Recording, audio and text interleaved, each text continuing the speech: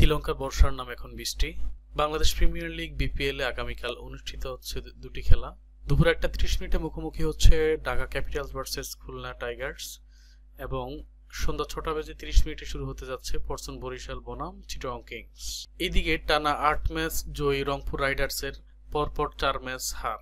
Coach বাটলারকে চান না সাবিনারা, কান্নাজড়িত কণ্ঠ দিলেন অবসরের হুমকি। চ্যাম্পিয়ন্স লিগ, রিয়াল মাদ্রিদকেই পেল ম্যানচেস্টার সিটি। আর্জেন্টিনা কোচ স্কলোনির সবচেয়ে দুঃখের দিন আসবে সামনে। রোনালদো জানালেন মেসির সঙ্গে তার সম্পর্ক মানুষের ভাবনার বিপরীত।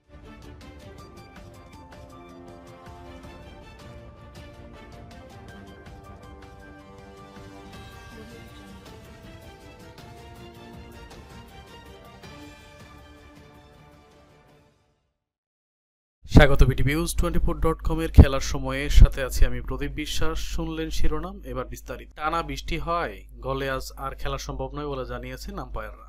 তৃতীয় দিন শেষে শ্রীলঙ্কার সংগ্রহ 5 উইকেট 136 রান। দলটি আছে ফলো-অনে পড়ার শঙ্কায়। অস্ট্রেলিয়ার চেয়ে এখনো তারা 518 রানে পিছিয়ে। ফলো-অন এড়াতে হলে করতে হবে আরো 319 রান। সঙ্গে গলে চতুর্থ দিন শেষে ব্যাটিং করা একটু কঠিন হওয়ারই কথা। তৃতীয় দিনে খেলা হয়েছে মাত্র 27 ওভার। বৃষ্টিতে বেশি গেছে দিনের শেষ 2 সেশন।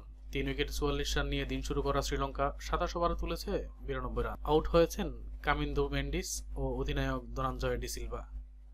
অভিজ্ঞ দিনের চান্দিমাল 63 ও কুশাল মেন্ডিস 10 রানে অপরাজিত আছেন। নাইমের সেঞ্চুরির পর সৌম্যের লড়াই, হার সেই রংপুরেরই। এবারের বিপিএল-এ 8ম সেঞ্চুরি এসেছে মোহাম্মদ নাইমের ব্যাট থেকে। পাহাড়ের চূড়া থেকে কিভাবে গড়িয়ে নিচে পড়তে হয় তা কেউ রংপুর রাইডার্সের কাছ থেকে শিখুক। কেন পড়েছে সেটা তারাই ভালো বলতে পারবে। তবে সাদা চোখে মনে হচ্ছে রংপুর বাজে ক্রিকেট খেলেছে, নয়তো এবারের বিপিএল-এ টানা 8 ম্যাচ জেতা একটা দল টানা 4 ম্যাচ হারবে কেন? আজ মিরপুর শেরেবাংলা স্টেডিয়ামে শিরোপা প্রত্যাশী রংপুর রাইডার্সকে 46 রানে হারিয়ে সর্বশেষ ধাক্কাটা দিয়েছে খুলনা টাইগার্স। আরও নির্দিষ্ট করে বললে মোহাম্মদ নাইমের হার না মানা সেঞ্চুরি। এবারের বিপিএল-এ 8ম সেঞ্চুরিটি তিনি করেছেন মাত্র 55 বলে। শেষ পর্যন্ত 111 রানে অপরাজিত 62 বলে, ছক্কা 8টি ও 4 শট। 60 রানে 2 উইকেট হারানোর পর তৃতীয় উইকেট জুটিতে উইলিয়াম বৈশিষ্ট্যের 21 বলে 36 এবং সঙ্গে 51 বলে 88 রানের জুটি। এরপর চতুর্থ উইকেটে মাহিদুল ইসলাম 15 বলে 29 সঙ্গে 23 বলে 70 রানের জুটিতে খুলনাকে 220 রানের সংগ্রহ এনে দেন মূলত নাইমি।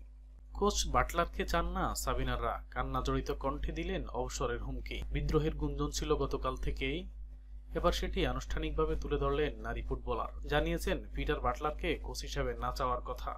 গত বছরের শেষ দিকে বাটলারের সঙ্গে আরো 2 বছরের চুক্তি করে বাংলাদেশ ফুটবল ফেডারেশন। তাতে নাখোশ হন সিনিয়র ফুটবলাররা, কেননা সাফ চলাকালীন তাদের সঙ্গে ইংলিশ এই কোচের দ্বন্দ্বের কথা উঠে আসে। তবে বাটলারকে যদি কোচ হিসেবে রাখা হয় তাহলে অবসরের হুঁশিয়ারি দিয়েছেন তারা। বাপুবে ভবনে কান্না জড়িত কণ্ঠে আজ নারী দলের অধিনায়ক সাবিনা খাতুন বলেন, সমস্যা তো দেখুন, এখানে একটা জিনিসই বলার নিজেদের কিছু প্রমাণের নেই, ব্যাপারটা আত্মসম্মানের। এ সময় কান্না ভেঙে পড়েন সাবিনা।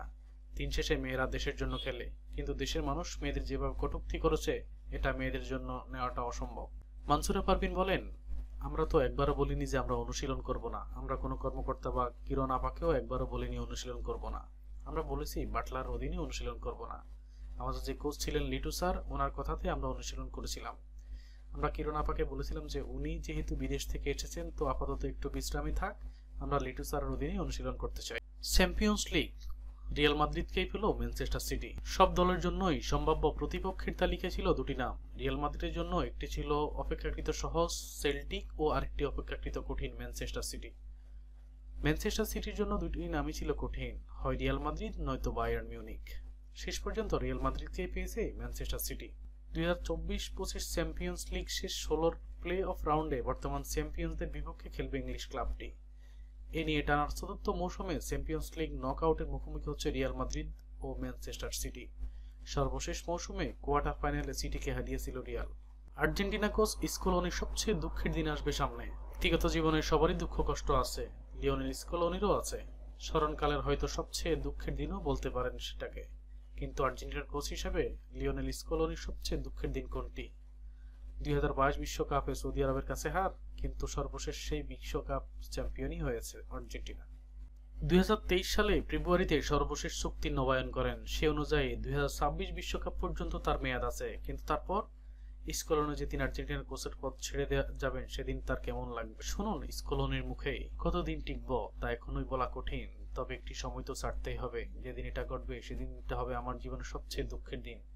এখন ভালোই আছি, স্বপ্নের মতো জায়গা। এই মুহূর্তে ওটা প্রস্থান নিয়ে ভাবছি না।